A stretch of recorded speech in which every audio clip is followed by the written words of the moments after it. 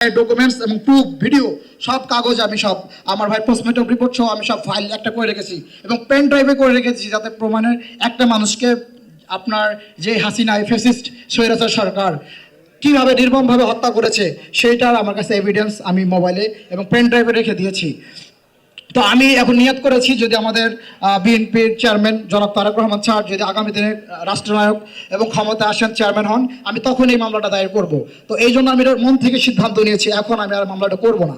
আমি 20 আগস্টে মামলা করেছি, কিন্তু আমি আরেকটা দুঃখের সঙ্গে বলতে হয়, আমাদের চেয়ারম্যান স্যার বসে আছেন, স্যারের কাছে আমার অনুরোধ থাকবে, এই জুলাইয়ের যে আকাঙ্ক্ষা, হাদি ভাইয়ের যে আকাঙ্ক্ষা, জুলাই যে সকল শহীদ এবং আহত জুলাইয়ের যে আকাঙ্ক্ষা, ইনসাফের বাংলাদেশ এবং ন্যায় নীতি পরায়ণের বাংলাদেশ যেন জুলাই সনদ এবং ঘোষণা জুলাই সনদ এবং ঘোষণাপত্র যেন বাস্তবায়ন করা হয় এবং শহীদদের এবং আহত পরিবারকে কোনো প্রকার যেন হেয় প্রতিপন্ন শিকার না হতে হয়।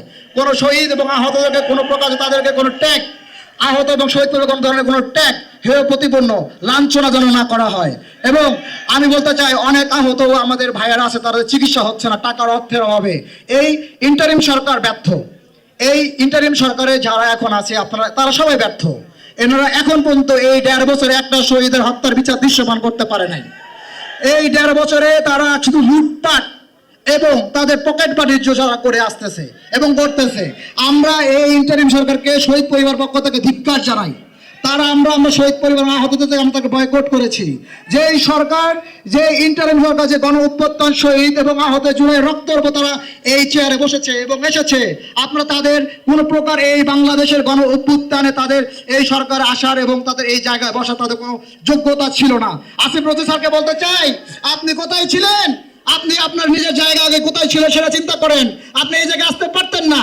এই যে আপনাদের ছাত্র উপদেষ্টা 3 উপদেষ্টা সংসদে গিয়েছিল, তারা যে এই বললো যে শহীদ এবং আহতের ছাত্র গণ অভ্যুত্থানের ম্যান্ডেট নিয়ে তারা যে সংসদে গিয়েছিল, তারা শহীদ এবং আহত যারা কি করতে পেরেছে এবং কি করেছে? তারা কিছুই করে নাই। তাদের ভোগ বিলাসিতা এবং তাদের পকেট বাণিজ্য করার জন্য তারা এই সংসদে এসেছিল। আমাদের শহীদদের জন্য কোনো কিছু তারা দৃশ্যমান করতে পারে নাই। তারা হচ্ছে গাদ্দার। আমি বলেছি এর আগে ডাকসু ভবনে গিয়ে বলেছিলাম, একটা ভিডিওর মধ্যে অনেক সাংবাদিক তারা আপনার ভিডিও করেছেন, আমি বলেছিলাম জুলাই এই গণ অভ্যুত্থানে আপনার জুলাই গাদ্দার যদি চিনতে চান, সেই সার্জিসকে চিনে আসেন, এই নাসিরকে চিনে আসেন, এই আপনার হাসান মাহমুদ ভাই খুব ভালো ছিলেন। তো আপনার এই 3 উপদেষ্টা মাহফুজ, আসিফ মাহমুদ ভুইয়া এবং আপনার হচ্ছে এখন এনসিপির সম্ভবত মনে সভাপতি কি আহ্বায়ক, উনি এটা হচ্ছে ভুয়া ভণ্ড জুলাই গণ অভ্যুত্থানের গাদ্দার। তো আমি এটা বলতে চাই, তারা আপনারা আমাদের শহীদদের জন্য কিছু করতে পারেন নাই। আমাদের দয়া করে শহীদ পরিবার ট্যাগ আর দিবেন না, শহীদ পরিবার আহতদের নাম বিক্রি করবেন না। আপনারা দয়া করে আমাদের শহীদদের কোনো নাম আর ইউজ করবেন না।